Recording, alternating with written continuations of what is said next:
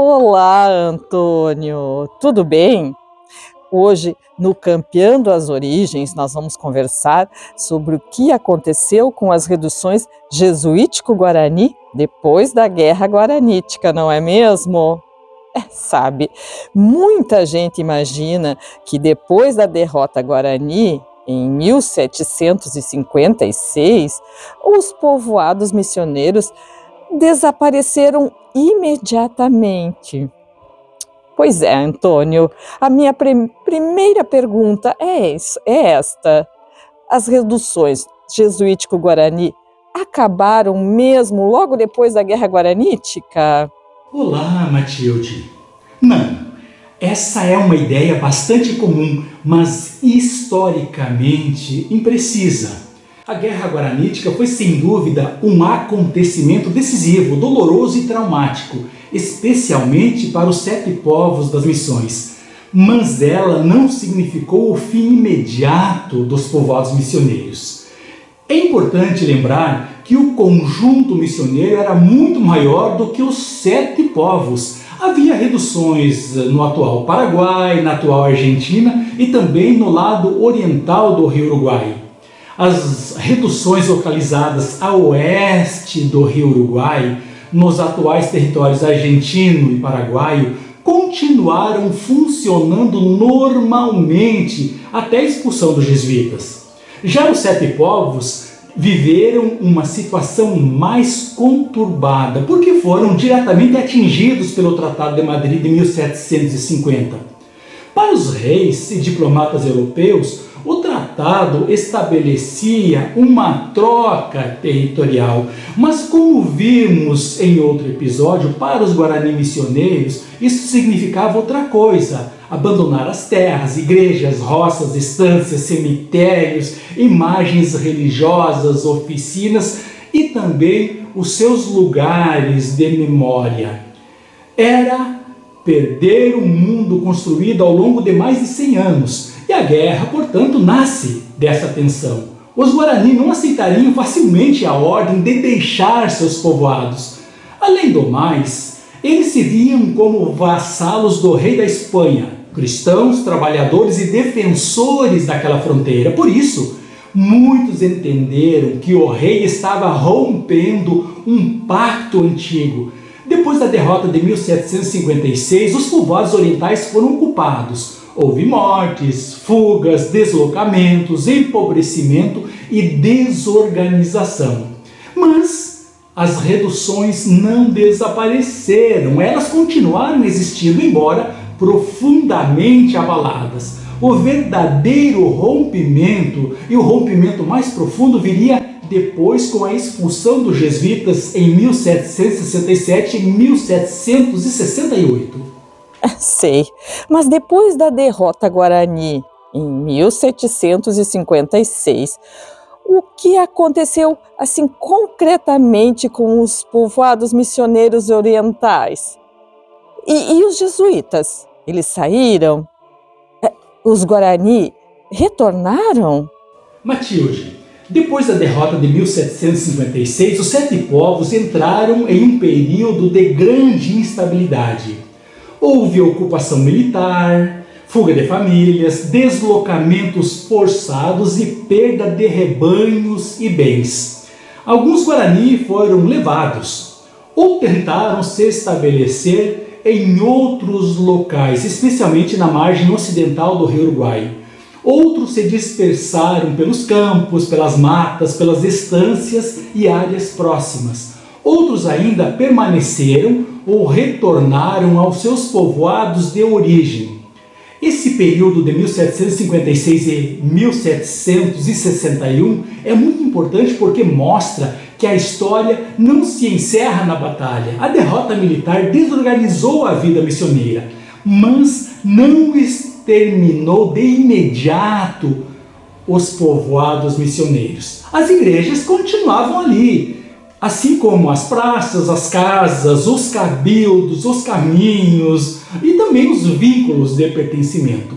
Muitos Guarani continuaram se reconhecendo como moradores daqueles povoados. A redução nesse sentido, ela era mais forte do que as ordens vindas da Europa.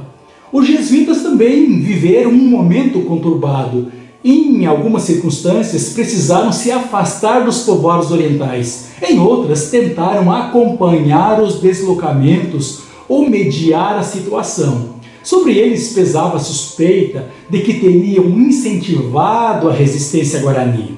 Essa acusação, no entanto, embora tenha sido explorada por setores anti-jesuíticos, especialmente no contexto das reformas borbônicas e pombalinas, não é tão verdadeira. Apesar que essas reformas, elas desejavam reduzir o poder da Companhia de Jesus.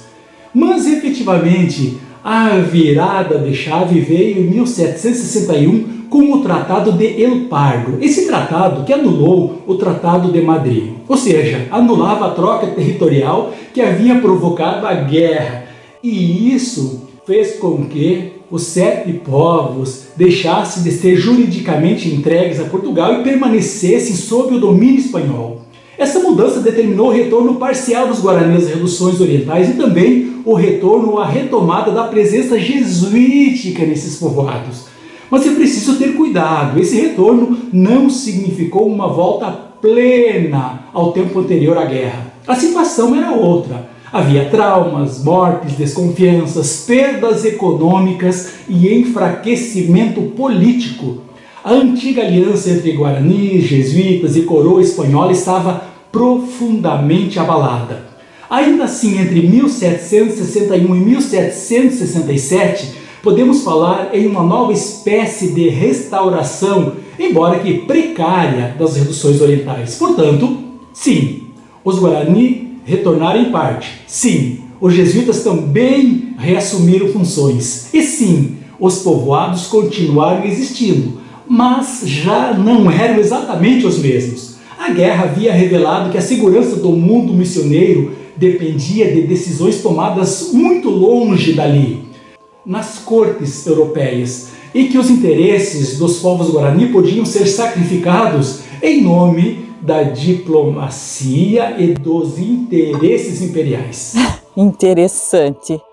Mas e quando os jesuítas foram expulsos em 1767, 1768, esse foi o verdadeiro fim das missões? Essa é outra pergunta fundamental, Matilde. A expulsão dos jesuítas foi, de fato, a ruptura mais profunda. Em 1767, o rei Carlos III decretou a expulsão da Companhia de Jesus dos domínios espanhóis.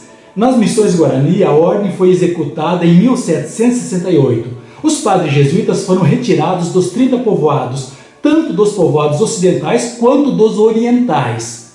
Mas, novamente, precisamos evitar uma leitura simplista. A expulsão dos jesuítas não significou que os povoados desapareceram de um dia para o outro. As reduções continuaram existindo, mas passaram a ser administradas de outra maneira. O governo espiritual ficou com os padres de outras ordens ou com o clero secular, o diocesano. Já a administração econômica e temporal passou para funcionários civis indicados pelas autoridades coloniais. Essa separação entre o espiritual e o temporal mudou profundamente a vida missioneira. Antes, os jesuítas concentravam a direção religiosa, econômica, educacional e administrativas das reduções, sempre em conjunção e em relação com os cabildos indígenas, com os caciques, corregedores e demais lideranças locais. Depois da expulsão, a coroa tentou controlar mais diretamente a produção, o comércio, a mão de obra e a organização dos povoados. Os cabildos indígenas continuaram existindo, e isso é muito importante. Os Guarani não deixaram de agir politicamente, continuaram escrevendo cartas, apresentando queixas, negociando com autoridades, denunciando abusos e defendendo seus interesses.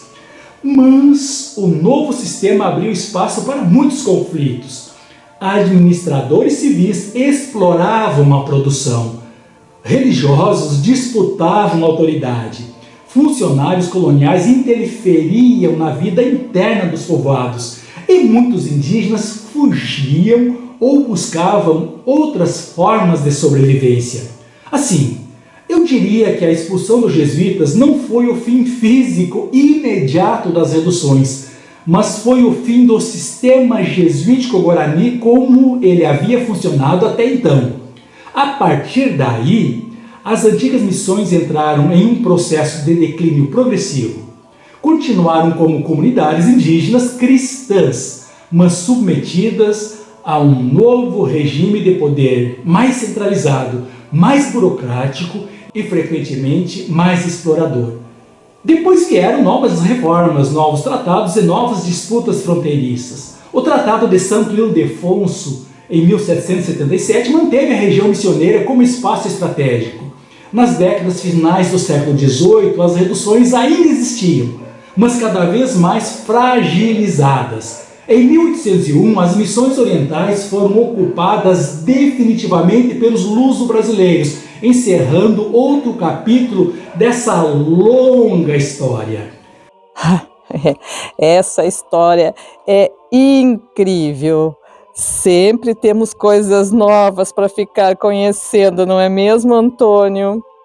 Espero que vocês tenham gostado do assunto tratado nesse episódio. Até o próximo. Água de VT. Obrigado.